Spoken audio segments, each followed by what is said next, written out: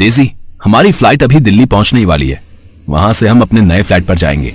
उसके बाद मुझे माँ पापा से मिलने जाना होगा।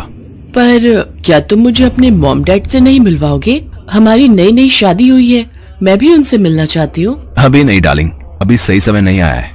हम अचानक से गए तो बात बिगड़ सकती है। पहले मैं उनसे बात कर लूं, उसके बाद मैं अपने आप तुम्हें वहां ले चलूंगा। रवि लंदन में नौकरी करता था। अब वो वापस इंडिया लौट रहा था। डेजी एक विदेशी लड़की है। वो भी रवि के साथ ही जॉब करती थी और उन दोनों में प्यार हो गया। रवि और डेजी ने शादी कर ली। रवि डेजी को लेकर अपने नए फ्लैट पहुंचता है। डेजी, तुम हाथ मुंह धोकर फ्रेश हो जाओ। मैं माँ पापा से मिलकर थोड़ी देर में आ जाऊंगा और खाना भी घर से ही पैक करवा लूंगा। रवि डेजी को फ्लैट में छोड़कर अपने घर पहुंचता है। उसे सामने देखकर उसके माता पिता बहुत खुश होते हैं, पर कोई और भी खुश था जो दरवाजे की ओट से रवि को देख रहा था, और वो थी रवि की पहली पत्नी शोभा। शोभा एक सीधी सादी लड़की थी। रवि 3 साल पहले जब लंदन गया तो जाने से पहले ही उसकी शादी शोभा से करा दी गई थी, पर रवि शोभा को बिल्कुल भी पसंद नहीं करता था। इसका कारण यही था कि शोभा गांव की लड़की थी। अच्छा हुआ तू वापस आ गया, अब शोभा के साथ आराम से रहना। तुम दोनों को तो बिल्कुल समय ही नहीं मिला एक दूसरे के साथ रहने का। अरे जानकी, अब इसने कहाँ जाना है?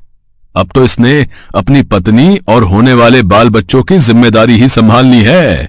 माँ जी, मैंने इनके लिए खीर बनाई थी, मैं ले आऊं? हाँ हाँ बहू, इसमें पूछने वाली कौन सी बात है। विदेश में तो वैसे भी इसे खीर खाने को नहीं मिलती होगी। तुम दोनों आराम से बैठकर खाना खाओ, और बहू हमारा खाना हमारे कमरे में ही दे देना। चलो जी, इतने दिनों बाद बेटा आया है, दोनों को एक साथ बैठकर बात करने दो। मौका अच्छा है, शोभा से खाना पैक करवा लेता हूँ। ये लोग खीर खाकर बताओ कैसी बनी है। शुभा, खीर तो बहुत लाजवाब बनी है। वो मेरा एक दोस्त मुझसे मिलना चाहता है। क्या तुम उसके लिए भी थोड़ा खाना और खीर पैक कर दोगी? उससे बहुत समय बाद मिल रहा हूं, तो तुम्हारे हाथ का खाना भी खिला दूंगा। अच्छा, आपको खीर इतनी पसंद आई? ठीक है, मैं खाना पैक कर देती हूँ। शोभा बेचारी रवि को डिब्बा भरकर खाना और खीर पैक करके दे देती है। वो तो यही सोच रही थी कि रवि को उसके हाथ का खाना पसंद आया है और वो अपने दोस्त के लिए लेकर जा रहा है, पर रवि तो ये खाना डेजी के लिए लेकर गया था। ऐसे ही कुछ दिनों तक रवि शोभा और घर वालों को बेवकूफ बनाकर डेजी के साथ रहता था। शोभा करवा चौथ के व्रत की तैयारियां कर रही थी। एक दिन वो मेकअप की दुकान से चूड़ियां खरीद रही थी। तभी डेजी भी उस दुकान पर शॉपिंग के लिए आती है। भैया, मुझे सभी रंगों की चूड़ियां देना। आपको पता है मेरा करवा चौथ का व्रत है। आप मुझे बढ़िया चूड़ियां दिखाना जिससे मेरे पति मुझे तैयार होता देखे और मैं सबसे सुंदर लगूं। अगर आप बुरा न माने तो ये सब सुनना मुझे बहुत अच्छा लग रहा है। क्या आप बता सकती हैं कि ये सब आप अपने हस्बैंड के लिए क्यों कर रही हैं? आप तो विदेशी मेम साहब लग रही हो। आपको करवा चौथ के व्रत के बारे में नहीं पता? ये व्रत हर सुहागिन अपने पति की लंबी उम्र के लिए रखती है। आपकी शादी हो गई? जी, मेरी कुछ ही महीने पहले शादी हुई है। मैं भी इस व्रत को रखना चाहती हूँ। क्या आप मुझे इसके बारे में बताएंगी? मैं यहाँ पर किसी को भी नहीं जानती हूँ। अगर आप मेरी इतनी हेल्प कर दें। ऐसे ही बातें करते हुए शोभा और डेजी अच्छी दोस्त बन गए। शोभा डेजी को करवा चौथ के व्रत की सारी तैयारी करवाती है, पूरी शॉपिंग करवाती है। डेजी को शोभा का स्वभाव बहुत अच्छा लगता है। वो उसे अपना मोबाइल नंबर दे देती है और फोन पर बात करने के लिए कहती है। अगले दिन करवा चौथ का व्रत था। इधर शोभा भी तैयार हुई थी और उधर डेजी भी शोभा से फोन पर बात करके तैयार हो जाती है। डेजी, ये सब क्या है? तुमने आज लाल रंग की साड़ी पहन रखी है। बिल्कुल इंडियन स्टाइल में तुम तैयार हुई हो। वैसे आज ये सब क्यों? रवि शाम को आने का वादा कर लेता है, पर उधर उसे शोभा का भी व्रत खुलवाना था। रवि, आज तू कहीं नहीं जाएगा। आज बहू ने व्रत रखा है। जैसे तुम्हारे पिताजी मेरा व्रत खुलवाएंगे वैसे ही तुम्हें भी बहू का व्रत खुलवाना है, समझे? पर माँ, मुझे शाम को ऑफिस का काम है। अच्छा ठीक है, पर मैं ज्यादा देर तक नहीं रुकूंगा। मुझे किसी जरूरी काम से बाहर जाना है। शाम को रवि जल्दी जल्दी शोभा का व्रत खुलवाता है और डेजी के पास पहुंचता है।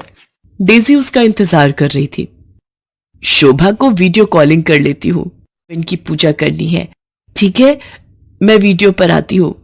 रवि डार्लिंग, इधर तो आना। क्या बात है, तुम पूजा छोड़कर वीडियो कॉल पर किससे बात कर रही हो? आओ रवि, ये देखो मेरी सहेली शोभा। आप डेजी के पति।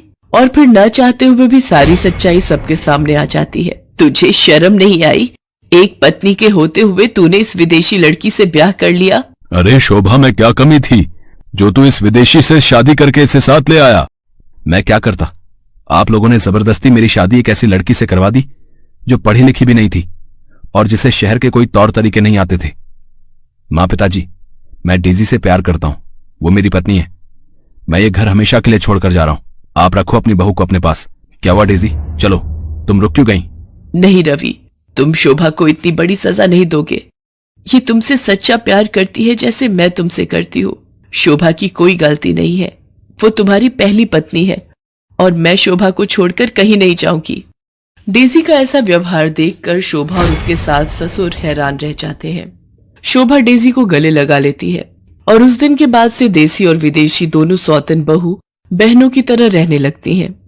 रवि को भी अपनी गलती का एहसास हो जाता है और वो अपनी दोनों पत्नियों को बराबर का हक देता है।